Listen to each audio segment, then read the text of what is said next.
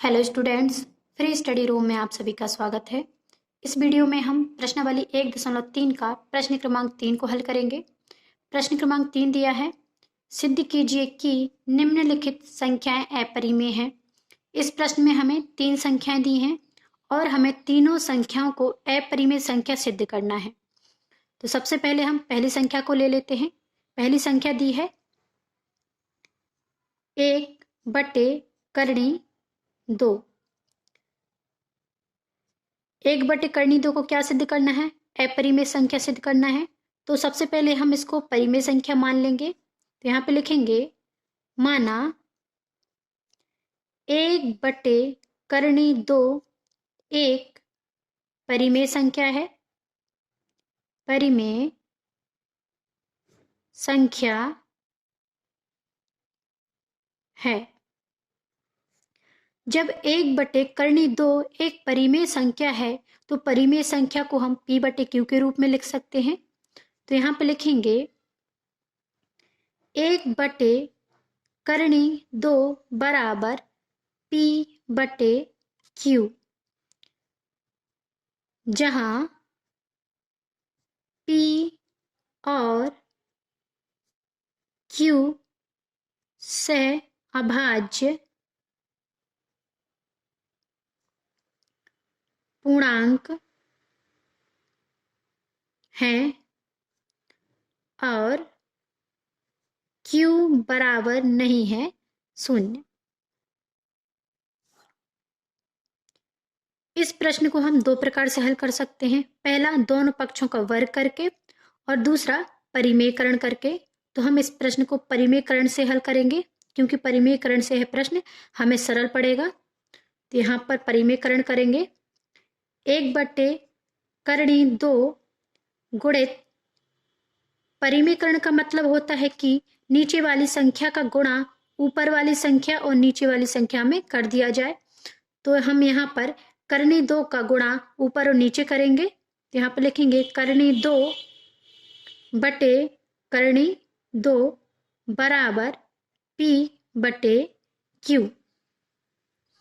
करनी 2 का गुणा 1 में होगा, तो यहाँ पर करनी 2 आ जाएगा, बटे जब करनी 2 और करनी 2 का आपस में गुणा होगा तो 2 बाहर आ जाएगा। तो यहाँ पर आ जाएंगे 2 बराबर p/q।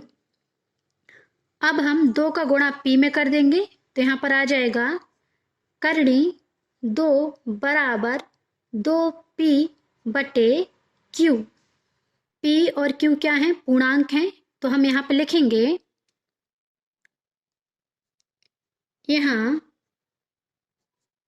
p और q पूर्णांक हैं, इसलिए 2p/q एक परिमेय संख्या होगी।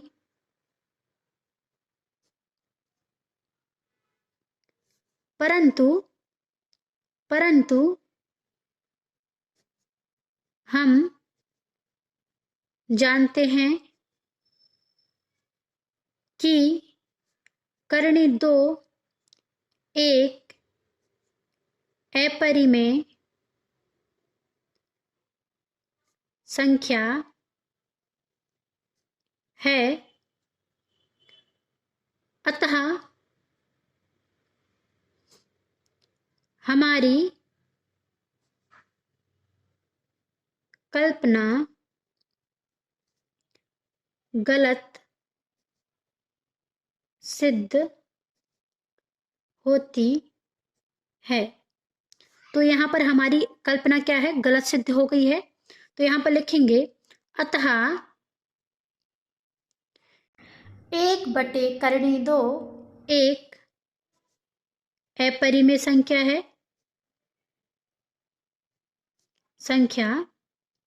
है। यहाँ पर हमने 1/2 को अपरिमेय संख्या सिद्ध कर लिया है। अब दूसरी संख्या को सिद्ध करेंगे। दूसरी संख्या दी है 7 करनी 5, इसको भी हमें अपरिमेय संख्या सिद्ध करना है, तो इसको भी हम एक परिमेय संख्या मान लेंगे। लिखेंगे माना 7 करनी 5 एक परिमेय संख्या है। जब 7 करनी 5 एक परिमेय संख्या है तो इसको हम p बटे q के रूप में लिख सकते हैं। तो यहाँ पर लिखेंगे 7 करनी 5 बराबर p बटे q। यहाँ आ जाएगा जहाँ p और q सह अभाज्य पूर्णांक हैं और q बराबर नहीं है 0। अब हम 7 को इस तरफ ले जाएंगे, 7 यहाँ गुणा में है, इस तरफ जाएगा तो बटे में आ जाएगा। तो यहाँ पर आएगा करनी 5 बराबर p बटे 7 का गुणा q में हो जाएगा। तो यहाँ पर आ जाएगा 7q।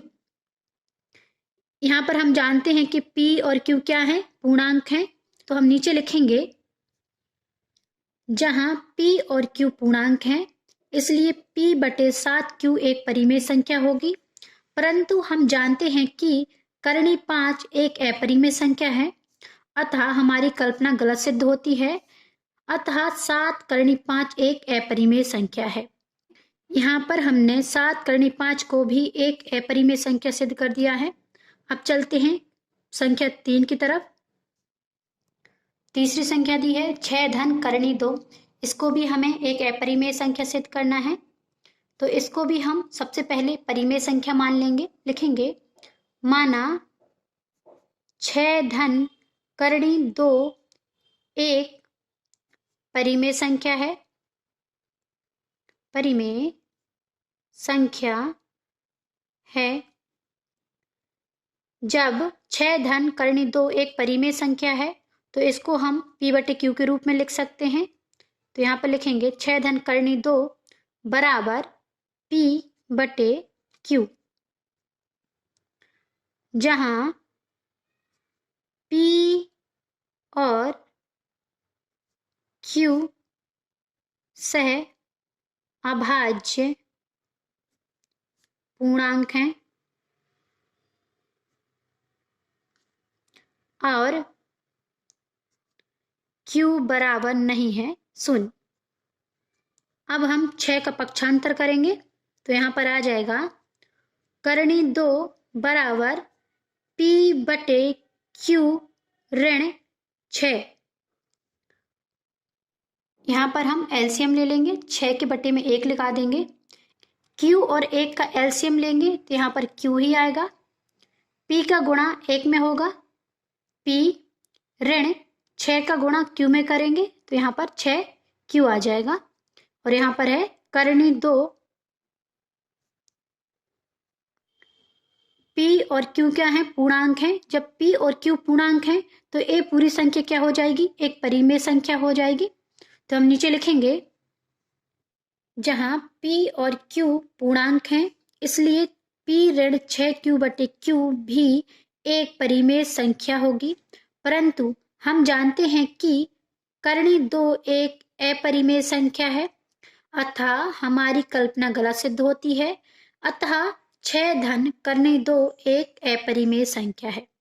यहाँ पर हमने प्रश्न क्रमांक 3 की तीनों संख्याओं को अपरिमेय संख्या सिद्ध कर दिया है। यही इस प्रश्न का आंसर हो जाएगा। इस तरह की वीडियो देखने के लिए आप फ्री स्टडी रूम को सब्सक्राइब कर सकते हैं। और यदि आपको यह वीडियो अच्छी लगी हो तो इस वीडियो को लाइक और शेयर करना ना भूलें। धन्यवाद।